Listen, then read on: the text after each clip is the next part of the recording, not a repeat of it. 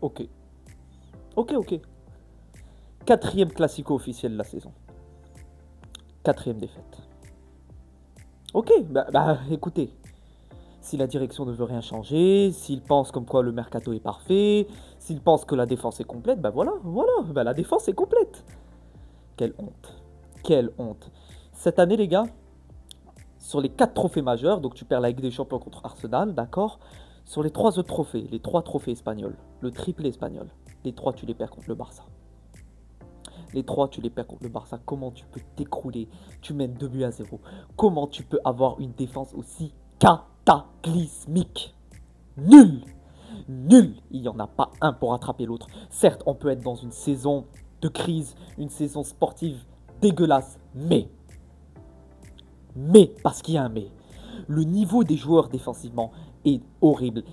Tu ramènes un club 17e de Liga, 20e de Liga. Ils ont parfois des séquences défensives qui sont beaucoup mieux que celles du Real Madrid. Vasquez, les gars. Lucas Vasquez, non mais c'est pas possible. Comment tu as pu faire une saison complète avec un joueur aussi nul? Et c'est pas de sa faute en plus. C'est pas de sa faute, les gars. Il n'est pas latéral en plus. Ce n'est pas latéral et Pérez compte sur latéral. Ancelotti dit je veux ces joueurs. Non, tu as Vasquez, tu vas faire avec Vasquez. Ben voilà, sur les 4 classicos que tu as joués, j'ai des souvenirs atroces de Lucas Vasquez. Les gars, c'est catastrophique. Le gars, il est perturbé, il n'arrive pas à jouer au football. C'est criminel de le faire jouer contre le Barça, qui est peut-être la meilleure équipe d'Europe cette année. Ce Barça qui va aller chercher la Liga, qui a pris la Copa, qui a pris la Supercoupe, qui était à 2 doigts d'aller en finale de la Ligue des Champions. Et s'ils étaient partis en finale, ils seraient allés chercher le triplé. Ils étaient à ça d'aller en finale de la Ligue des Champions. Tu as donné très clairement sur un plateau 3 buts faciles au Barça. Quelle horreur! Quelle horreur! Déjà, tu mènes 2-0 avec ce triplé de Kylian Mbappé. Malheureusement, le triplé de Kylian Mbappé, je ne pourrai plus m'en souvenir. Demain ou après-demain, j'aurai en tête cette humiliation. Parce que oui, c'est une humiliation footballistique. Tu as été éteint, malgré un Real Madrid qui a peut-être fait une bonne deuxième mi-temps, mais aussi l'arbitrage.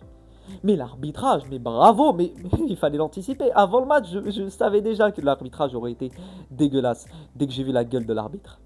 Je savais, c'est l'arbitrage espagnol, c'est l'interprétation arbitrale en Espagne qui est catastrophique. On dirait qu'ils n'ont même pas pris de cours d'arbitrage. On dirait qu'ils sont rentrés en école d'arbitrage, on leur a dit ok, vous êtes espagnol, ça c'est quoi une faute, ça c'est quoi un penalty, ça c'est quoi un coup franc, et ben hop, vous êtes embauché, vous avez votre diplôme d'arbitre, c'est parti, allez-y. Quelle honte. Parce que je vais en revenir hein. Par la suite dans cette vidéo, on va analyser profondément à la fin de cette vidéo, donc restez jusqu'à la fin de cette vidéo, je vais analyser quelques faits de jeu. Le penalty, la main de Tchouaméni, mais elle est flagrante. Mais c'est ce qui m'énerve, c'est que des gens comme nous voient derrière leur écran que cette image, que cette faute, il y a main. La main, elle est flagrante. Le mec, il empêche le ballon de rentrer dans les cages. Il y a une main. Et l'arbitre, il va à la VAR, il lui faut 5 minutes pour essayer d'analyser. Est-ce qu'il y a vraiment une main? Mais arrêtez. Arrêtez, mais quelle honte, quelle honte, quelle honte. Les latéraux, ils se sont fait bouffer aujourd'hui. La défense centrale s'est fait bouffer aujourd'hui. Sur les 4 défenseurs, tu as eu seulement 2 défenseurs de métier, dont un qui vient de sortir de la Cassia en début d'année et qui n'a pas assez d'expérience, qui est Raúl Asensio. C'est ça le mercato. C'est ça le mercato réussi. Quelle honte. Vinicius. Alors, la première personne qui viendra me dire comme quoi Vinicius a fait un très bon match parce que il t'a mis 2 passes décisives, je vais le ban, je vais le dégommer, j'en ai rien à foutre. Il était nul aujourd'hui, nul. Trop de déchets dans le jeu, trop de déchets dans le jeu. Il se plaint alors qu'il est nul, et il est encore nul. Je sais pas combien de fois je vais dire qu'il est nul. Il est nul à tous les niveaux. Il y a une action où je vois, il a le ballon, il arrive même pas à faire une passe correcte, alors que Mbappé, il est en extrémité. Mais quelle honte! Mais heureusement que le 3e but de Mbappé te fait une passe. Ça m'aurait même pas étonné qu'il te la rate, la passe. Ça m'aurait même pas étonné, parce que le niveau du mec cette année est catastrophique. Alors évidemment, bravo au Barça, qui vient chercher sa Liga. La Liga est sur un plateau, qui va aller chercher sa Liga contre l'Espagnol, tout comme en 2023. Ils sont partis chercher cette Liga face à l'Espagnol. Si vous vous souvenez bien, j'ai une bonne mémoire. Voilà, Lamine Yamal, je l'ai dit dans mon avant-match, ce mec est incontrôlable, ce mec est exceptionnel, voilà. Personnellement, il gagne beaucoup de points au Ballon d'Or avec ce match. Et le match, la double confrontation face à l'Inter, malgré la défaite. Est-ce qu'on pourrait vraiment compter ça comme une défaite après le match qui t'ont pondu et individuellement Lamine Yamal? Le Ballon d'Or se jouera entre Rafinha et Yamal, parce que même le niveau de Rafinha, le mec, les gens ils commencent à se moquer de lui, mais il faut arrêter. Tu te moques de lui parce qu'il n'a pas marqué 2 3 matchs. Mais le mec, quand il se réveille, c'est un vrai réveil, contrairement à nous. Quand il se réveille pour deux bons, hein. Il se réveille pour deux bons. Il enlève la couette et il se réveille. Et là, il te claque un doublé. Un doublé. Franchement, humiliant. Humiliant. Je sais pas comment la direction a pu se dire en début d'année, comme quoi on a une excellente équipe, comme quoi on est capable d'aller chercher tous les trophées. Le pire, c'est que même avec un changement d'entraîneur, j'ai peur que ça soit pas suffisant. J'ai peur que malgré ramener Xabi Alonso, le Real Madrid ne lui donne pas toutes les clés pour changer ce qu'il veut à cause d'au-dessus. Est-ce qu'il va vraiment lui donner les clés de l'équipe ou non? Parce que sinon, ça sert même plus à rien de ramener un nouvel entraîneur. Rester dans la merde pendant des années. Rester nul. Rester dans l'humiliation si vous n'arrivez même pas à donner les clés à un nouvel entraîneur. Ça serait très très grave d'ailleurs. Ça serait la plus grande erreur du Real Madrid. Franchement, je n'ai pas vu un Real Madrid ces 20 dernières années, et je pèse mes mots, ces 20 dernières années, même si j'ai 18 ans, j'ai demandé à des gens de ma famille, mon papa, etc. C'est le pire Real Madrid. Il n'y a pas un Real Madrid aussi nul que ce Real Madrid aujourd'hui, parce que il y a pas un joueur pour rattraper l'autre. Le niveau tactique est aberrant, aberrant tactiquement, rien du tout. Arda Güler, tu le mets sur le côté alors que c'est un joueur qui doit jouer dans l'axe. Je l'ai dit, c'est un créateur, ce n'est pas un attaquant. C'est un milieu offensif. Tu es en train de le brider, tu es en train de l'envoyer à l'abattoir en le mettant sur le côté. Évidemment qu'il va rien produire. Ce n'est pas un joueur de déstabilisation, ce n'est pas un ailier, c'est un milieu offensif. Mettez-vous ça dans la tête. Mettez-vous ça dans la tête, j'en ai marre du bricolage. Mettre un milieu en défense, un attaquant latéral, un milieu en attaque, un milieu dans le gardien, arrêtez. Arrêtez de commencer à se foutre de la gueule des supporters, à dire qu'on a fait un bon mercato alors qu'il y a quelques jours, tu te rates Zubimendi, qui était la priorité de Xabi Alonso, tu le rates, malgré qu'il y ait eu un préaccord, tu le rates, tu n'as même pas eu la peine de te positionner correctement sur le dossier, c'est mérité. C'est mérité. Bravo au Barça. Et bravo au Real pour cette humiliation. Tu es mené 2-0 et tu reviens 4-2. 4-3. Le but de Fermin en fin de match, le 5-3. La main. Si tu mets main sur Fermin, tu dois mettre main sur Tchouaméni. Si tu es il y a un petit peu d'égalité, j'ai envie de dire. Il n'y a pas d'égalité, mais c'est pas possible.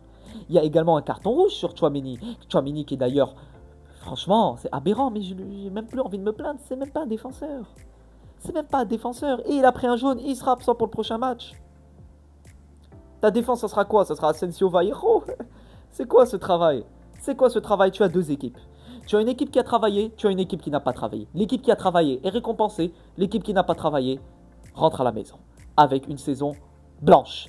Malgré les 2 trophées que tu as pu prendre, la Supercoupe, la Coupe intercontinentale, ce sont 2 trophées qui ont été pris grâce aux performances de l'année dernière. Cette année, les 4 trophées majeurs, t'en prends aucun. Et c'est mérité.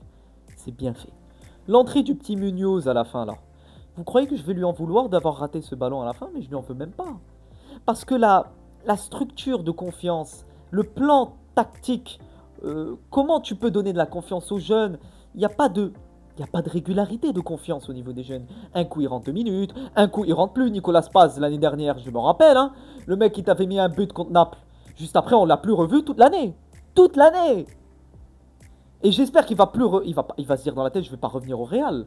Parce que franchement, si tu donnes, malgré une arrivée d'Alonso, quand il voit cette équipe, il se dit, bon débarras. Bon débarras. Non mais franchement, les gars. Franchement. Kylian Mbappé, certes, qui clate un triplé, mais franchement, avec cette défaite, je vais même pas m'en rappeler son triplé. Et à des moments où il n'arrive même pas à être en jeu, plusieurs fois hors jeu. C'est des matchs où les détails comptent. Les détails comptent. Tu ne dois pas être hors jeu à certains moments, Kylian. Malgré ton match qui a été très bon. Très bon le match de Kylian. C'était peut-être l'un des seuls joueurs qui a été visible dans ce match. Ah là là là là là là là là là là. Franchement les gars, je sais pas quoi dire. Je sais pas quoi dire. Franchement, je sais pas.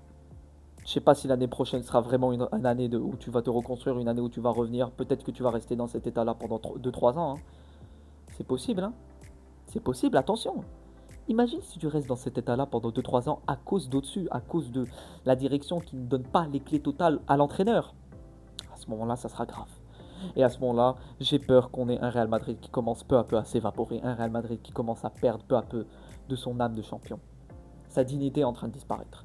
C'est un Real qui se fait tartiner la gueule depuis le début de la saison. Arsenal, des défaites, je les oublie pas les défaites. Les classicos, les défaites bêtes en Liga, les victoires de ça, même contre des équipes malades, contre Manchester City, tu pousses.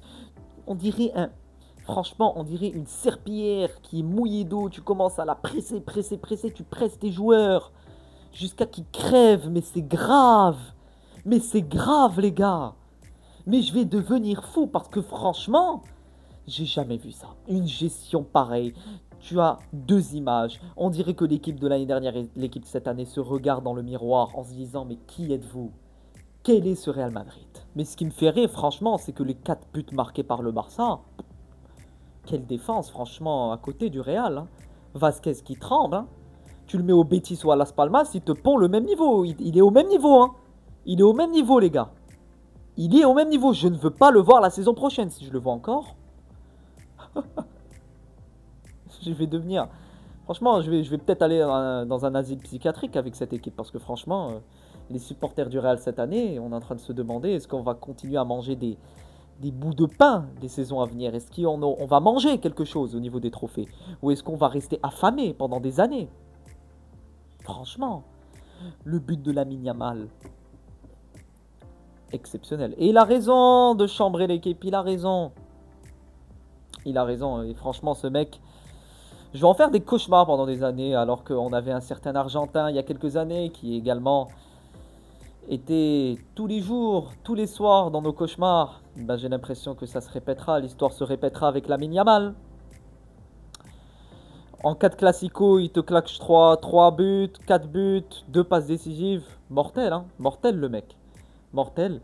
Le ballon d'or, franchement, je le donnerais soit à Yamal, soit à Rafinha, Pedri, certes. Mais bon, on connaît les votes des journalistes, ça partira un peu plus vers un attaquant qu'un milieu de terrain. Et si je vois une personne veut dire comme quoi Ousmane Dembélé mérite le ballon d'or, attention. Ousmane Dembélé, depuis janvier, il est régulier, contrairement à Rafinha qui est régulier depuis le mois d'août. De août au mois de juin, il est là. Il est là. On doit récompenser le joueur le plus régulier, qui est considéré comme le meilleur joueur du monde. Même si pour moi, footballistiquement, individuellement, purement football, c'est Lamine Yamal qui doit prendre le ballon d'or au niveau de ce qu'il fait. À cet âge, ça serait même pas une honte. Franchement, je le donnerais à Yamal. C'est le spectacle, les gars, le football. Le spectacle, c'est le football. Donc je donnerai ce ballon d'or à Lamine Yamal. De toute façon, le podium du ballon d'or, les 3 premiers, ça doit être 3 joueurs du Barça. S'il y a un joueur parmi les 3 qui n'est pas du Barça, c'est quand même catastrophique, j'ai envie de dire. Donc voilà les gars, pour ce débrief. Donc voilà, le Barça qui va prendre sa Liga, qui va être champion dans quelques jours. Le Real qui est complètement détruit. Voilà, il n'y a plus rien à jouer. Tu as cette Coupe du Monde des clubs, mais bon... Ce que j'appelle vraiment ça une Coupe du Monde des clubs avec une équipe qui défensivement, parce que même si, comme je l'ai dit juste avant, même si tu es en crise sportive cette année, une défense pareille, c'est pas possible. C'est pas possible. C'est pas possible d'être dans un club comme le Real Madrid et de ne même pas avoir anticipé, se dire oui, on a des problèmes défensifs. C'est grave. C'est grave. Bref les gars, on va directement passer à l'analyse tactique. On va revenir sur pas mal de faits de jeu dans ce match. Donc voilà, on va analyser. On se met directement en format analyse les gars, on va revenir sur quelques faits de jeu. Comme j'ai pu le dire je sais pas combien de fois dans cette vidéo, c'est le 4e classico officiel perdu de cette saison. Après le 4-0, le 5-2, le 3-2, le 4-3, ça commence à en faire trop. Sachant que sur les 4 classicos, tu prends au minimum 3 buts. C'est terrible. Au-delà de toutes les défaites, au-delà de ta saison catastrophique, perdre 4 classicos, 4 fois contre ton plus grand rival en une saison, ça fait très mal. Et tu perds au total 3 trophées contre le même adversaire qui est le FC Barcelone. Mais c'est totalement mérité. Je vais aller directement sur la hitmap de Arda Güler qui a été totalement bridée par Carlo Ancelotti. Comment tu peux le mettre sur le côté droit comme ça? Comment tu peux le détruire Très clairement, tu l'envoies à l'abattoir en le mettant sur ce côté droit. Arda Güler est un créateur. Arda Güler est un joueur qui doit être mis dans l'axe. On l'a dit plusieurs fois, je l'ai dit également dans ma vidéo avant-match, je l'ai dit dans la vidéo avant l'avant-match également. Arda Güler est un joueur d'axe, un joueur créatif et n'est pas un joueur de déstabilisation.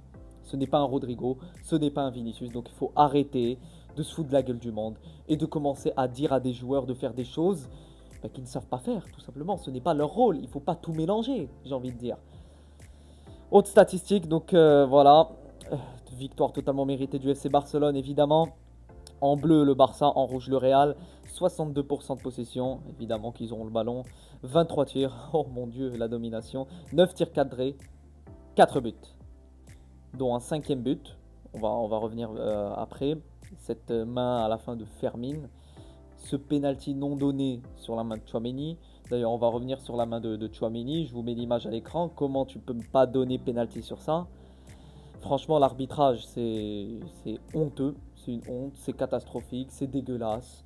C'est pas l'arbitre, c'est l'arbitrage en général. C'est la mentalité arbitrale de l'arbitrage espagnol qui est dégueulasse. C'est les interprétations de l'arbitrage espagnol qui sont catastrophiques. De A à Z. C'est une main. C'est une main, c'est une main. C'est une main. C'est pas possible. Même un gosse de 3 ans, il te voit ça, il dit oui, oui, il y a une main. Mais arrêtez les gars. Faut arrêter de se foutre de la gueule du monde. Et t'as Lamine Yamal. Et t'as Lamine Yamal qui t'a pondu un match exceptionnel. Je l'ai dit à mon avant-match, j'ai dit que c'est un joueur incontrôlable, un joueur qui est limite inarrêtable. Et il l'a été, voilà, il t'a mis un but, il a été très très bon dans la construction du jeu, dans la déstabilisation, tout comme son coéquipier, Rafinha. Et je l'ai dit, Rafinha, je l'ai dit dans mon avant-match, qui est un joueur qui certes peut enchaîner quelques matchs de méforme, mais dès qu'il se réveille pour de bon. Et pour le coup là, il s'est réveillé pour de bon, il t'a claqué un doublé, c'est totalement mérité. Totalement mérité, totalement logique. Les notes des joueurs du Real Madrid, à part Mbappé qui est très bien noté, voilà, il t'a quand même claqué un triplé. Vinicius, je trouve que 6,8, il ne mérite pas. Il a fait un match nul, catastrophique. Nul, à l'image de sa saison. Arda Güler, non, il ne mérite pas cette note. Lucas Vazquez, je lui mettrais même un 2 ou un 3. Fran Garcia, il ne mérite pas cette note. Tchouaméni, il mérite un 5. Franchement, ce ne sont pas des notes logiques, mais bon, après tout, c'est comme ça, on ne sait pas comment on note les joueurs. Alors, ces statistiques, c'est à la mi-temps. 63% de possession pour le Barça, 11 tirs, 7 tirs cadrés, 4 buts. Le Real, 2 tirs, 2 buts. Ça montre en fait que le Real t'a claqué 2 buts sur 2 erreurs du Barça, très clairement. Et d'ailleurs, les 3 buts du Real, ce sont 3 buts sur 3 erreurs du FC Barcelone. Il ne faut pas se laisser aveugler par les buts marqués du Real. Le Real a fait un match catastrophique. Le Real a fait un match nul, humiliant. Light map des joueurs du Real. Tu mènes 2-0, tu recules. Comment tu peux battre ce FC Barcelone en reculant autant? Comment tu peux sérieusement toucher, ne serait-ce ce milieu du Barça avec une défense aussi basse? Tu joues bas comme ça contre le Barça, ils vont t'allumer. Ils vont t'allumer et ils t'ont allumé d'ailleurs. Ils t'ont allumé. Le classement, il est là, 7 points d'écart. Le FC Barcelone, dès le prochain match, peut être champion d'Espagne face à l'Espagnol, tout comme en 2022, où on a eu un Barça qui a été champion face à l'Espagnol, si vous vous rappelez bien. La note, enfin voilà, les notes, les réelles notes, j'ai envie de dire, de la défense de ce Real Madrid, une défense à l'ouest, Vazquez, qui n'est pas un latéral, qui est un attaquant de formation, qui n'a même pas le niveau de jouer au Real Madrid. Ce mec, tu le mets au Betis ou à Las Palmas, il te pond le même niveau. Tchouaméni, qui n'est pas un défenseur. Raúl Asensio, qui sort tout juste de la Castilla. Et Garcia, sans commentaire. Comment tu peux battre ce Barça avec une défense? Avec cette défense, les gars. Une défense déjà qui a 0 expérience. Sur les 4 joueurs, tu en as 2 qui ne jouent pas à leur poste. C'est une honte. C'est une honte. Ça montre le travail de la direction. L'anticipation qui est à côté de la plaque du début de saison. S'estimer avoir fait un excellent mercato. Et ben non, on l'a dit. Il t'a manqué un remplaçant à Nacho, un remplaçant à Toni Kroos, et encore et encore et encore. Tu as un naufrage dans cette équipe. Cette équipe est catastrophique, cataclysmique. La seule bonne nouvelle, j'ai envie de dire, mais bon, moi je m'en fiche un petit peu parce que c'est mon équipe qui m'importe. C'est Kylian Mbappé qui est actuellement meilleur buteur de la Liga et qui est en route vers le Pichichi, mais j'en ai rien à foutre. J'en ai rien à cirer. Certes, C'est bien pour Kylian, voilà, il fait une bonne saison, comme certains on peut dire au début que c'est un flop. Non, au niveau statistique, il fait une bonne saison. Il te claque un triplé aujourd'hui, malgré franchement plusieurs matchs où il a été absent. Absent, on va le dire la vérité. Et sur ce match, beaucoup d'occasions hors jeu. Voilà les gars, je sais pas quoi dire. Franchement, je sais pas quoi dire, c'est totalement mérité. C'est totalement mérité, c'est totalement logique de se prendre une tannée de plus contre le FC Barcelone. Donc voilà les gars pour cette analyse. Voilà. Je vous l'annonce déjà, ça sera sûrement mon dernier débrief avant la finale de la Ligue des Champions que je débrieferai, puisque les derniers matchs du Real n'ont aucun enjeu. Donc les prochains matchs du Real qu'on débriefera, ça sera pour la Coupe du Monde des clubs, ou s'il y a des news, mercato, je ferai des vidéos.